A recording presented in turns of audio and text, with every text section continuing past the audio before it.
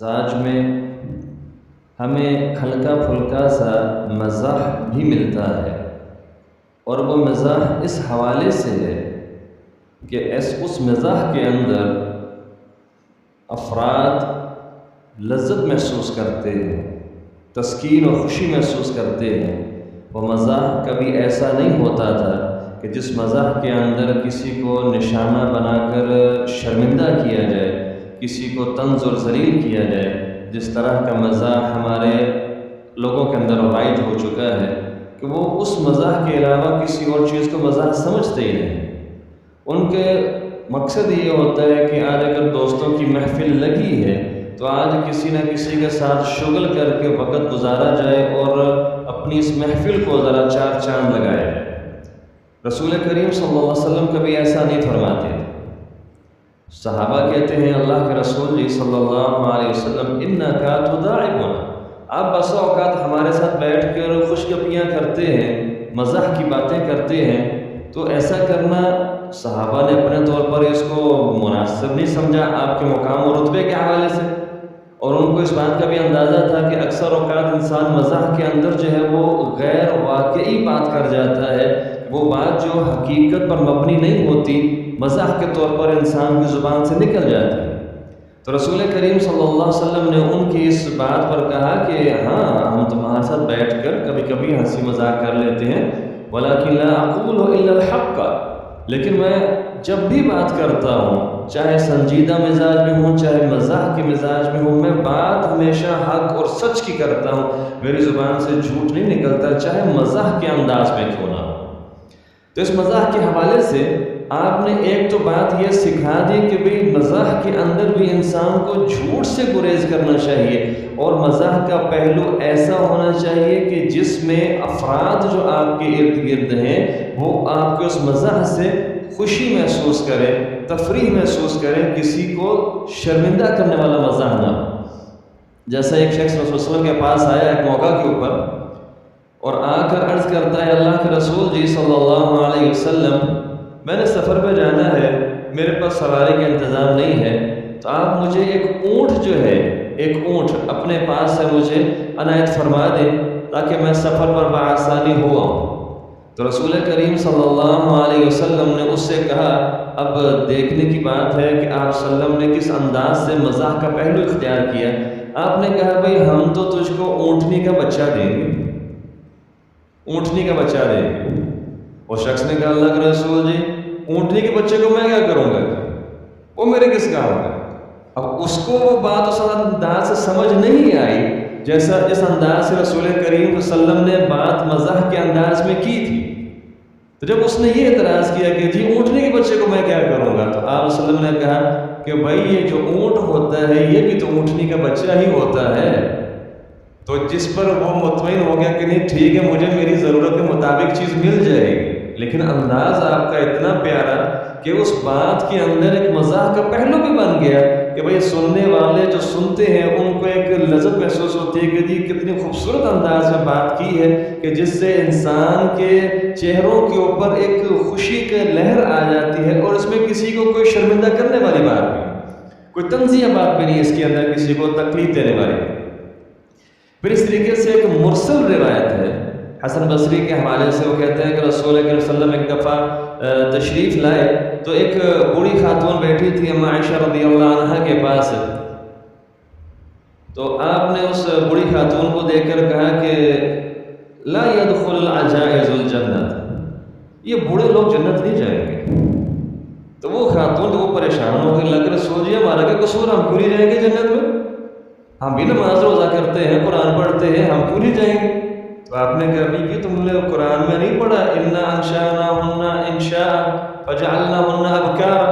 کہ ہم وہاں پر جنت کے اندر سب کو جو ہے کنوارے پن کے اندر لے کر جائیں گے، بوڑھے لوگ جنت میں نہیں جائیں گے۔ بڑھاپے کا معاملہ دنیا کی حد تک ہے، وہاں سب جوانی کی عالم کے اندر جوانی کی حالت کے اندر جائیں گے۔ تو یہ بھی ایک آپ کے مزاج میں جو ہے ایک مزاح کا پہلو بڑا خوبصورتی سے نظر آتا ہے کہ جس میں کسی کو کوئی اذیت بھی نہیں پہنچتی ہے۔ پھر اس طریقے سے ایک اور روایت کے اندر رسول کریم صلی اللہ علیہ وسلم کے صحابہ کہتے ہیں کہ ایک شخص تھا ظاہراً نام کا، ظاہراً اس کا نام تھا، وہ رسول کے وسلم کے پاس آتا تھا اور آپ کے ساتھ وہ بھی آ کر بسا اوقات خوش مزاجی کی باتیں کرتا تھا، رسول کے وسلم کو خوش کرنے کی خواہش سے۔ کچھ دن ہو گئے آپ کی مجلس میں حاضر نہیں ہوا،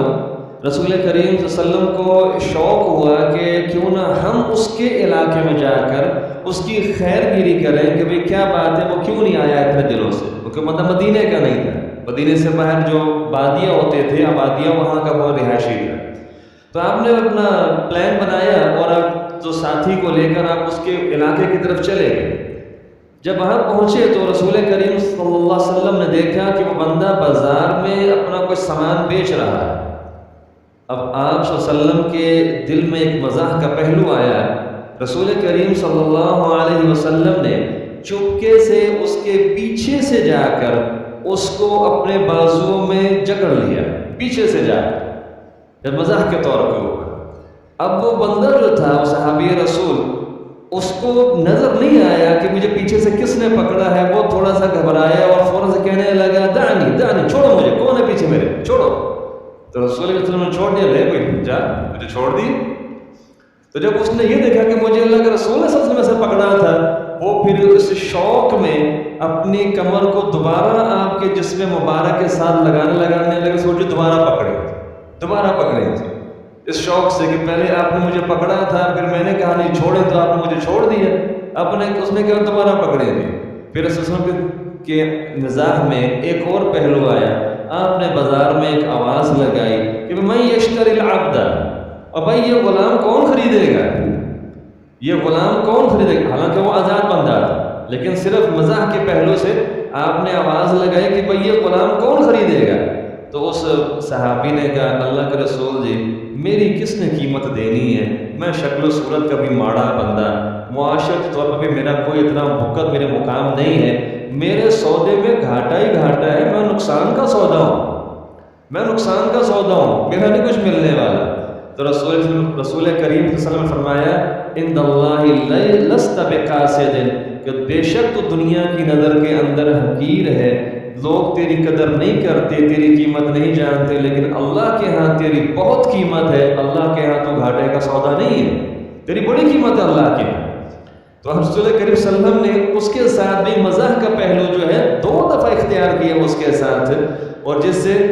وہ بھی خوش ہوتا ہے، اگلے بھی خوش ہوتے ہیں۔ لیکن ہمارے ہاں مزاح کا پہلو وہ اگلے کو صرف طنز کرنے کے حوالے سے ہوتا ہے کہ ہم اس کو ایسے طنز کریں گے جس سے اگلا جو ہے وہ شرمندہ ہو، پانی ہو، اور باقی سارے جو ہے نا وہ کھل کھلا کے ہنسے۔